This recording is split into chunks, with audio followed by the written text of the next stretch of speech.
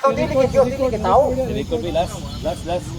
Ah, sige. Puro kayo naman pumunta. Record din kay sakpan. Gawas ni Jud. Kasi mga tulupan. Ay, duhaon na lang. Ay, iyo pa na din. Sige, mga tapos kami. Okay, akong pangutana mo ni bro. Kaning ako man ang sud nga higala ni. Galahan ko niya kay magkasuod dami ba. Akong pangutana kanang Juan ono nakabasa na kana ug nakasabot ba kana? Yes. Okay, nakabasa ka o nakasabot ka. Pangutana, kanang pulong nga gisgutan diya, kinsa na? Hindi nakasulat. Kung na ako'y mabasa, kanang pulong nga naipangalan, dawato na nimo karon nga mali ang imong iglesia. Ano ni mo nga biya? Oh. Kada nga translation ba? Unos na. Pili. Ano dili sa Pili-Pili, tanawa. Mo may Kristiyan na mo sige mo sa uban.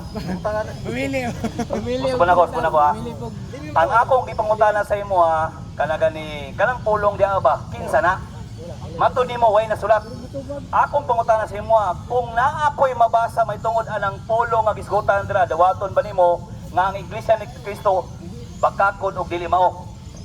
Dawaton ta. Nga daw man. Oh. Nawag si kani Biblia ra karon mo may pulong dang Kristo. Oh. Dawaton niyo ko na nida uko niya pindikan. Mo na di batayan ninyo. Ang akong tubag brad.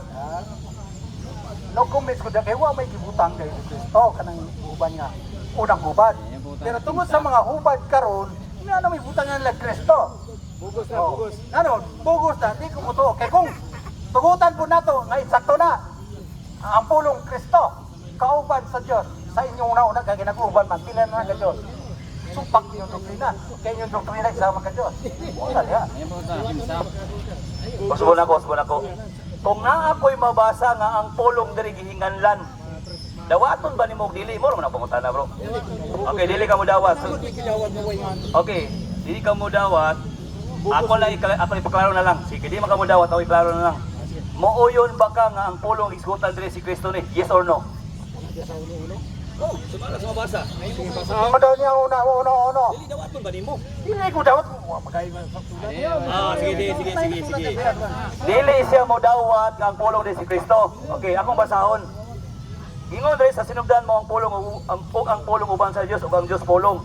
Sa 14 ug ang pulong na himong tao ipon kanamo mipuyo siya sa ug puno sa grasya ug sa kamaturan ug among nakita ang iyang himaya sa ingon nga pagadawaton sa tibuok anak gikan sa man. Akong pangutana sa imo karon, si Kristo ni dili? Kung ang pangutana ni Juan 1:3 dili nga Kristo. Pero kung 14 mo pangutana unda rico. Okay, si Ang pulong na himong tao, kita ng tao, si Kristo. Kung 14 mo pangutana unda rico. Okay, si Ang pulong na himong tao, kita ng tao, si Kristo. Kung 14 mo pangutana unda rico. Okay, si Ang pulong na himong tao, kita ng tao, si Kristo.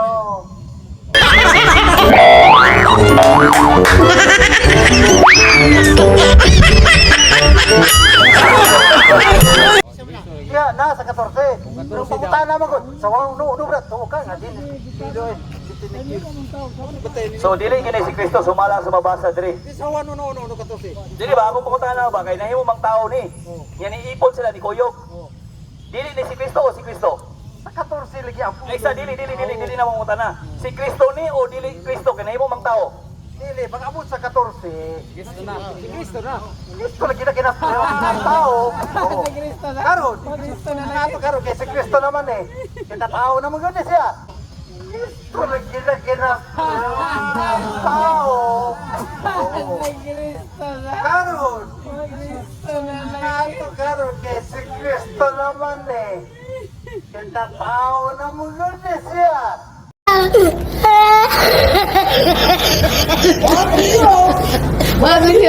Oh my God.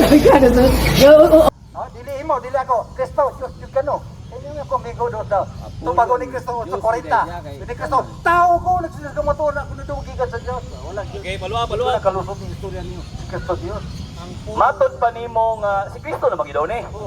Karon kay si Kristo man dali Juan 1:1 sa sinugdan mao ang pulong o ang pulong Dios. So karon mo yun aka nga ang tao diri gikan sa pulong nga Dios.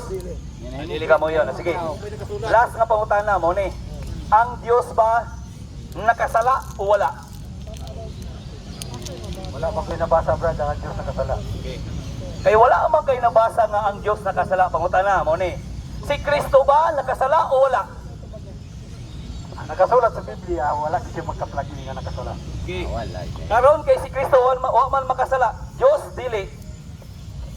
Si Kristo itong patubagon. Yung Kristo tao ko, nagsigilan sa kamatuoran.